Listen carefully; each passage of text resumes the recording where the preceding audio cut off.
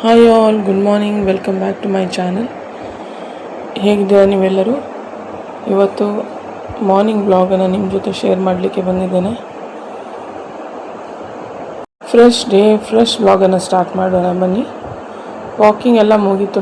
Walking ಎಲ್ಲ ಮುಗಿದ್ಬಿಟ್ಟು ಒಂದು 5-10 minutes ನಾನು ಕೂತ್ಕೊಂಡು ಈಗ ಮನೆಗೆ ಹೋಗ್ತಾ ಇದ್ದೀನಿ. ಇವತ್ತು 1-2 ರೆಸಿಪಿಯನ್ನು ನಿಮ್ಮ ಜೊತೆ ಶೇರ್ ಮಾಡಲಿಕ್ಕಿದ್ದೇನೆ.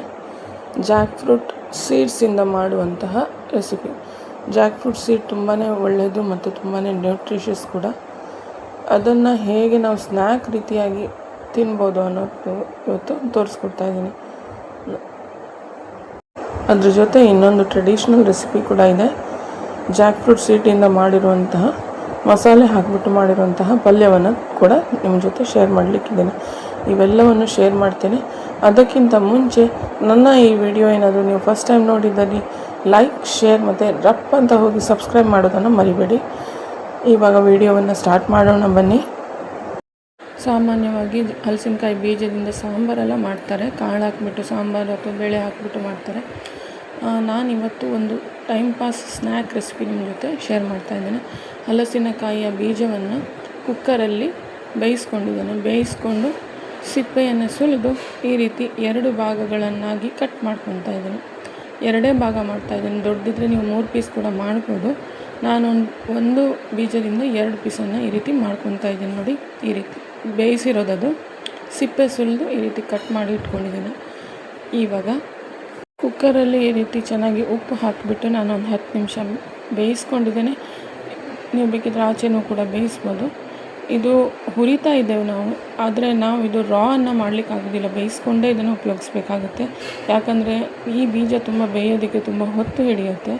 ಈ ರೀತಿ ಕಟ್ ಮಾಡಿಕೊಂಡು ಇವಾಗ ನಾನು ನೆಕ್ಸ್ಟು ತವಾವನ್ನು ಇಟ್ಕೊಂಡಿದ್ದೇನೆ. ಕಾಸ್ಟ್ ಐರನ್ ಪ್ಯಾನನ್ನು ಇಟ್ಕೊಂಡಿದ್ದೇನೆ. ಇದನ್ನು ಇವಾಗ ಫ್ರೈ ಮಾಡಲಿಕ್ಕಿದ್ದೇವೆ. ಸಿಂಪಲ್ಲಾಗಿ ಫ್ರೈ ಮಾಡ್ತಾ ಇಲ್ಲ ನಾನು. ಇದ್ರ ಜೊತೆ ಏನೆಲ್ಲ ಮಸಾಲೆ ಹಾಕಬೇಕು ಅನ್ನೋದು ಹೇಳ್ತೀನಿ ಇವಾಗ ಇದನ್ನು ಪ್ಯಾನನ್ನು ಇಟ್ಕೊಂಡಿದ್ದೇನೆ. ಪ್ಯಾನಲ್ಲಿ ನಾನು ತುಪ್ಪ ಅಥವಾ ಬೆಣ್ಣೆ ಯಾವ್ದು ಬೇಕಾದರೂ ತೊಗೋಬೋದು. ನಾನು 1 ಸ್ಪೂನ್ ತುಪ್ಪ ಹಾಕೋತಾ ಇದ್ದೇನೆ. ಎಣ್ಣೆಯಲ್ಲಿ ಕೂಡ ಮಾಡಲಿಕ್ಕೆ ಆಗುತ್ತೆ. ತುಪ್ಪದಲ್ಲಿ ಫ್ಲೇವರೇ ಬೇರೆ. ಆ ಬೀಜಕ್ಕೆ ಒಳ್ಳೆ ಫ್ಲೇವರ್ ಅರೋಮಾ ಬರುತ್ತೆ ಅಂತ ನಾನು ತುಪ್ಪದಲ್ಲಿ ಮಾಡ್ತಾಯಿದ್ದೀನಿ. 1 ಸ್ಪೂನು ತುಪ್ಪ ತಗೊಂಡಿದ್ದೇನೆ. ತುಪ್ಪದಲ್ಲಿ ಈ ಕಟ್ ಮಾಡಿ ಇಟ್ಕೊಂಡಿರುವಂತಹ ಬೀಜವನ್ನೆಲ್ಲ ಹಾಕ್ತಾಯಿದ್ದೇನೆ. ಈ ರೀತಿಯಾಗಿ ಹಾಕ್ಕೋಬೇಕು. ತುಂಬಾ quick and easy snack recipe ಅಂತಲೇ ಹೇಳ್ಬೋದು. ಮಕ್ಕಳಿಗಂತೂ ತುಂಬಾ ಇಷ್ಟ ಆಗುತ್ತೆ. ನನ್ನ ಮಗಂದು ತುಂಬಾ ಇಷ್ಟ ಆಯ್ತಿದ್ದು. ಫೇವ್ರೆಟ್ ಅಂತಲೇ ಹೇಳ್ಬೋದು. ಇವಾಗ ಅಷ್ಟು ಚೆನ್ನಾಗಿ ಅನಿಸ್ತದೆ ಇದು ಅವ್ರಿಗೆ. ಇವಾಗ ನಾನು ಇದನ್ನು ಚೆನ್ನಾಗಿ ಈ ರೀತಿ ಸ್ಲೈಟಾಗಿ ರೋಸ್ಟ್ ಮಾಡ್ತಾಯಿದ್ದೇನೆ. ಇವಾಗ 1-2 ನಿಮಿಷ ಹುರಿದೆ ನಾನು. ಅದರಲ್ಲಿ ಇರುವಂತಹ ಮಾಯ್ಶ್ಚರ್ ಕಂಟೆಂಟ್ ಹೋಯಿತು. ಇವಾಗ ನಾನು ಇದಕ್ಕೆ ಮಸಾಲೆ ಪುಡಿಗಳನ್ನೆಲ್ಲ ಹಾಕ್ತಾಯಿದ್ದೀನಿ. ತುಂಬಾ ಕಮ್ಮಿ ಮಸಾಲೆ. ಇವಾಗ ನಾನು ಮೇಲ್ಗಡೆಯಿಂದ ರುಚಿಗೆ ತಕ್ಕಷ್ಟು ಉಪ್ಪಂತೂ ಮುಂಚೆನೇ ಕುಕ್ಕರಲ್ಲಿ ಹಾಕಿದ್ವಿ. ಒಂದು 1/4 ಟೀ ಸ್ಪೂನ್ ಅರಿಶಿನ ಪುಡಿಯನ್ನು ಹಾಕ್ತಾಯಿದ್ದೀನಿ. ಖಾರಕ್ಕೆ ಎಷ್ಟು ಬೇಕೋ ಅಷ್ಟು ಮೆಣಸಿನ್ಕಾಯಿ ಪುಡಿಯನ್ನು ತಗೊಳ್ಳಿ. ನಾನು ಮೇಲ್ಗಡೆಯಿಂದ ಇವಾಗ ಅರ್ಧ ಸ್ಪೂನಷ್ಟು ಮೆಣಸಿನ್ಕಾಯಿ ಪುಡಿಯನ್ನು ಹಾಕ್ತಾಯಿದ್ದೀನಿ. ರೆಡ್ ಚಿಲ್ಲಿ ಪೌಡರನ್ನು ಹಾಕ್ತಾಯಿದ್ದೀನಿ. ಹಲಸಿನ ಬೀಜ ಸ್ವಲ್ಪ ಸ್ವೀಟ್ ಇದೆ, ಹಾಗಾಗಿ ಸ್ವಲ್ಪ ಎಷ್ಟು ಬೇಕೋ ಅಷ್ಟು ಖಾರಕ್ಕೆ ಹಾಕ್ಕೊಳ್ಳಿ. ಇವಾಗ ನಾನು ಇದೆಲ್ಲವನ್ನು ಈಗ ಹಾಕ್ಕೊಂಡಿಲ್ಲ, ನಾನೀಗ ಮಿಕ್ಸ್ ಮಾಡ್ತಾಯಿದ್ದೀನಿ. ಅರಿಶಿನ ಪುಡಿ ಚೆನ್ನಾಗಿ ಮಿಕ್ಸ್ ಮಾಡ್ಕೋಬೇಕು. ಮೇಲ್ಗಡೆ ಹಾಕಿರೋದ್ರಿಂದ ಎಲ್ಲದಕ್ಕೆ ಇದು ಮಿಕ್ಸ್ ಮಾಡಿ ಅದು ಹಿಡಿಬೇಕು. ಇವಾಗ ನಾವು ನೆಕ್ಸ್ಟ್ ಖಾರದ ಪುಡಿ ಹಾಕ್ತಾಯಿದ್ದೀನಿ. ಖಾರದ ಪುಡಿ ನಾನು 1/2 ಟೀ ಸ್ಪೂನ್ ತೊಗೊಂಡಿದ್ದೇನೆ. 1/2 ಟೀ ಸ್ಪೂನ್ ಖಾರದ ಪುಡಿಯನ್ನು ಹಾಕ್ತಾಯಿದ್ದೀನಿ. ಇವಾಗ ಇದನ್ನು ಕೂಡ ಚೆನ್ನಾಗಿ ಮಿಕ್ಸ್ ಮಾಡ್ಕೋಬೇಕು. ಇವೆರಡನ್ನು ಹಾಕಿ ಚೆನ್ನಾಗಿ ನಾನು ಮಧ್ಯೆ ಒಂದು ಸಲ ಮಿಕ್ಸ್ ಮಾಡ್ತಾಯಿದ್ದೇನೆ. ಚೆನ್ನಾಗಿ 1 ನಿಮಿಷ ಇನ್ನೂ ರೋಸ್ಟ್ ಮಾಡಿಕೊಂಡೆ. ಮಧ್ಯದಲ್ಲಿ ಈ ಥರ ಸ್ಪೇಸ್ ಮಾಡಿಬಿಟ್ಟು ನಾನು 1 ಸ್ಪೂನ್ ಇಲ್ಲಿ ಸಕ್ಕರೆಯನ್ನು ಹಾಕ್ತಾಯಿದ್ದೇನೆ. ಬೆಲ್ಲ ಬೇಕಿದ್ದರೆ ಬೆಲ್ಲ ಕೂಡ ಹಾಕ್ಕೋಬೋದು. ಈ ರೀತಿ ಇವಾಗ ಹಾಕ್ಕೊಂಡು ಆ ಸಕ್ಕರೆ ಇವಾಗ ಮೆಲ್ಟ್ ಆಗಬೇಕು. ನೋಡಿ, ಈ ರೀತಿ ಕ್ಯಾರಮಲೈಸ್ ಆಗೋಕ್ಕೆ ಸ್ಟಾರ್ಟ್ ಆಗುತ್ತೆ. ಕ್ಯಾರಮಲೈಸ್ ಆದಮೇಲೆ ಇವಾಗ ಚೆನ್ನಾಗಿ ಇದನ್ನು ಮಿಕ್ಸ್ ಮಾಡ್ಕೊಳ್ಳಿ. ಸಕ್ಕರೆ ಎಲ್ಲ ಕ್ಯಾರಮಲೈಸ್ ಆಗಿ ಖಾರ ಉಪ್ಪು ಎಲ್ಲ ಚೆನ್ನಾಗಿ ಮಿಕ್ಸ್ ಆಗಿ ಈ ರೀತಿ ರೋಸ್ಟ್ ಮಾಡಬೇಕು. 1-2-3 ಮಿನಿಟ್ಸ್ ಜಾಸ್ತಿನೇ ರೋಸ್ಟ್ ಆಗಬೇಕು. ಇದು ಸ್ವಲ್ಪ ಕ್ರಿಸ್ಪ್ ಆಗೋಕ್ಕೆ ಶುರುವಾಗುತ್ತೆ. ಇವಾಗ ನೋಡಿ, ರೆಡಿಯಾಗಿದೆ. Super delicious, tasty, healthy Jack fruit seeds snack.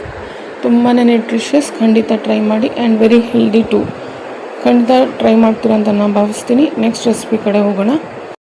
ಇದು ಮಸಾಲೆ ಪಲ್ಯ ಆಗಿರುತ್ತೆ. ಹಲಸಿನಕಾಯಿ ಬೀಜದಿಂದ ಮಾಡಿರುವಂತಹ ಹಲಸಿನ ಬೀಜದ ಮಸಾಲೆ ಪಲ್ಯ. ಇಲ್ಲಿ ನಾವು ಹಲಸಿನ ಬೀಜವನ್ನು ಬೇಯಿಸಿ ಅರಿಶಿನ ಮತ್ತು ಉಪ್ಪು ಹಾಕ್ಕೊಂಡು ಬೇಯಿಸ್ಕೊಂಡು ಇಟ್ಟಿದ್ದೀವಿ. ಇಷ್ಟು ಮಸಾಲೆಯನ್ನು ತೆಗೆದುಕೊಂಡಿದ್ದೀನಿ. 2 ಸ್ಪೂನು ಕೊತ್ತಂಬರಿ, ಚಿಟಿಕೆ ಅರಿಶಿನ, 5ರಿಂದ 6 ಬ್ಯಾಡಗಿ ಮೆಣಸು, 1 ಹುಣಸೆಹಣ್ಣು, ಲಿಂಬೆಹಣ್ಣು ಗಾತ್ರದಷ್ಟು ಹುಣಸೆಹಣ್ಣು ತಗೊಂಡಿದ್ದೇವೆ.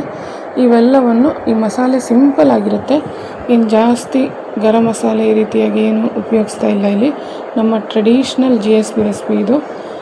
2ರಿಂದ 3 ನಾನು ಸಣ್ಣದಾಗಿ ಹೆಚ್ಕೊಂಡಿರುವಂತಹ ಈರುಳ್ಳಿಯನ್ನು ಕೂಡ ತೆಗೆದುಕೊಂಡಿದ್ದೇನೆ. ಇವಿಷ್ಟೇ ಸಾಮಗ್ರಿಗಳು ಇದಕ್ಕೆ ಬೇಕಾಗಿರುವುದು. ಎಷ್ಟು ಸಿಂಪಲ್ ಆ್ಯಂಡ್ ಕ್ವಿಕ್ ಆಗುತ್ತೆ ಅಂತ ನೋಡಿ ಬನ್ನಿ. ಇವೆಲ್ಲ ಮಸಾಲೆಯನ್ನು ಈಗ ಮಿಕ್ಸಿ ಜಾರಲ್ಲಿ ಹಾಕ್ಕೋತಾ ಇದ್ದೀನಿ. ಇವೆಲ್ಲವನ್ನು ಒಂದೇ ಸಾರಿ ಮಿಕ್ಸಿ ಜಾರಲ್ಲಿ ಹಾಕ್ಕೋಬೇಕು. ಚೆನ್ನಾಗಿ ನೈಸಾಗಿ ಪೇಸ್ಟ್ ಮಾಡ್ಕೊಳ್ಳಿ. ಇನ್ನೊಂದು ಕಡೆ ನಾನು ಪ್ಯಾನಲ್ಲಿ ಒಂದು ಕಡಾಯಿಯಲ್ಲಿ ನಾನು ಎಣ್ಣೆ ಹಾಕ್ಕೊಂಡಿದ್ದೀನಿ. ತೆಂಗಿನ ಎಣ್ಣೆನ ಬಳಸ್ತಾ ಇರೋದಿಲ್ಲಿ.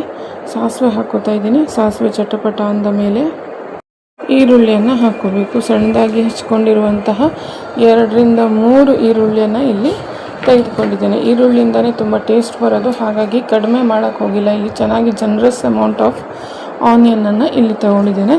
ಇವೆಲ್ಲವನ್ನು ಇವಾಗ ಚೆನ್ನಾಗಿ ಫ್ರೈ ಆಗಬೇಕು. ಟ್ರಾನ್ಸ್ಲೂಸೆಂಟ್ ಆಗೋವರೆಗೂ ಚೆನ್ನಾಗಿ ಫ್ರೈ ಮಾಡ್ಕೊಳ್ಳಿ. ಬೇಕಿದ್ರೆ ಇಲ್ಲಿ ಒಂದು ಸ್ವಲ್ಪ ಉಪ್ಪು ಹಾಕ್ಕೊಂಡು ಬೇಗ ಫ್ರೈ ಮಾಡ್ಕೊಬೋದು. ನೋಡಿ, ಇಷ್ಟು ಫ್ರೈ ಆಗಿದೆ. ಈ ಫ್ರೈ ಆದಮೇಲೆ ಇವಾಗ ನಾವು ರುಬ್ಬಿಟ್ಕೊಂಡಿರುವಂತಹ ಪೇಸ್ಟು, ಎಲ್ಲ ಹಸಿ ಪೇಸ್ಟ್ ಇರೋದನ್ನು ಇದಕ್ಕೆ ಹಾಕ್ಕೋಬೇಕು. ಇವೆಲ್ಲವನ್ನು ಇವಾಗ ಚೆನ್ನಾಗಿ ಮಿಕ್ಸ್ ಮಾಡ್ಕೊಳ್ಳಿ. ಇಲ್ಲಿ ರುಚಿಗೆ ತಕ್ಕಷ್ಟು ಉಪ್ಪನ್ನು ಕೂಡ ಹಾಕ್ಕೋಬೋದು. ಮೆಣಸಿನ್ಕಾಯಿ ಬೀಜಕ್ಕೆ ಆಲ್ರೆಡಿ ನಾವು ಉಪ್ಪು ಹಾಕಿದ್ದೇವೆ. ಇದಕ್ಕೆ ನೋಡಿಕೊಂಡು ಸ್ವಲ್ಪ ಉಪ್ಪು ಕಮ್ಮಿನೇ ಹಾಕ್ಕೊಳ್ಳಿ. ನೀರು ಎಷ್ಟು ಬೇಕೋ ಕನ್ಸಿಸ್ಟೆನ್ಸಿ ಅಷ್ಟು ಇದಕ್ಕೆ ಹಾಕ್ಕೋಬೋದು. ಅನ್ನಕ್ಕೆ ಕಲಿಸ್ಕೊಳ್ಳೋದಾದರೆ ಸ್ವಲ್ಪ ತೆಳುವಾಗಿ ಮಾಡ್ಕೊಳ್ಬೋದು. ಇಲ್ಲ ಅಂದರೆ ಸ್ವಲ್ಪ ಪೂರಿ, ಚಪಾತಿ ಆ ಥರ ರೊಟ್ಟಿ ಯಾವುದಕ್ಕಾದ್ರೂ ಬೇಕು ಅಂದರೆ ಸ್ವಲ್ಪ ದಪ್ಪಗೆ ಇಡಬೇಕು. ನಾವು ಇದನ್ನು ಇವಾಗ ದಪ್ಪಗೆ ಇಟ್ಟಿದ್ದೇವೆ.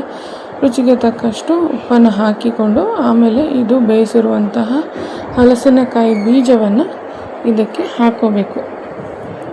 ನೋಡಿ, ಇದು ಮಿಕ್ಸ್ ಮಾಡಿದ ತಕ್ಷಣ ಇದು ಡ್ರೈ ಆಗಿದೆ ಅಂತ ಅನಿಸ್ತು. ಆಮೇಲೆ ಸ್ವಲ್ಪ ನೀರನ್ನು, ಇದು ಮಸಾಲೆಯಲ್ಲಿ ರುಬ್ಬಿಟ್ಟಿರುವಂತಹ ನೀರನ್ನು ಇದಕ್ಕೆ ಹಾಕಿಕೊಂಡು, ಯಾಕಂದರೆ ನೀರು ಬೇಕಾಗುತ್ತೆ, ಮಸಾಲೆ ತುಂಬ ಹಸಿ ಇರೋ ಕಾರಣದಿಂದ ಇದನ್ನು ಇವಾಗ ಚೆನ್ನಾಗಿ ಇದನ್ನು ಬೇಯಿಸ್ಕೋಬೇಕು. ನಾವು ಇವಾಗ ಮುಚ್ಚಿ ನಾವು 3ರಿಂದ 4 ನಿಮಿಷ ಇದನ್ನು ಬೇಯಿಸ್ಕೊಂಡ್ರೆ ನಮ್ಮದು ಸೂಪರ್ ಡೆಲಿಷಿಯಸ್ ಹಲಸಿನಕಾಯಿ ಬೀಜದ ಮಸಾಲೆ ಪಲ್ಯ ರೆಡಿಯಾಗುತ್ತೆ. ನೋಡಿ, ಇಷ್ಟು ಚೆನ್ನಾಗಿ ಕುದೀತಾ ಇದೆ. ಇವಾಗ ರೆಡಿಯಾಗಿದೆ. ಇದು ಪೂರಿ, ರೊಟ್ಟಿ, ಚಪಾತಿ ಜೊತೆಗಂತೂ ತುಂಬಾ ಸೂಪರು, ಅನ್ನಕ್ಕೂ ಸೂಪರು. ಖಂಡಿತ ಟ್ರೈ ಮಾಡಿ. ನಿಮ್ಗೆ ಇಷ್ಟ ಆಗಿದೆ ಅಂತ ನಾನು ಭಾವಿಸ್ತೀನಿ. ಮತ್ತೆ ಸಿಗ್ತೀನಿ ಇನ್ನೊಂದು ವ್ಲಾಗಲ್ಲಿ. ಅಲ್ಲಿಯವರೆಗೂ ಥ್ಯಾಂಕ್ ಯು ಫಾರ್ ವಾಚಿಂಗ್. ಖುಷಿಯಾಗಿರಿ, ಹೆಲ್ದಿಯಾಗಿರಿ, ಆ್ಯಂಡ್ ಬಾಯ್.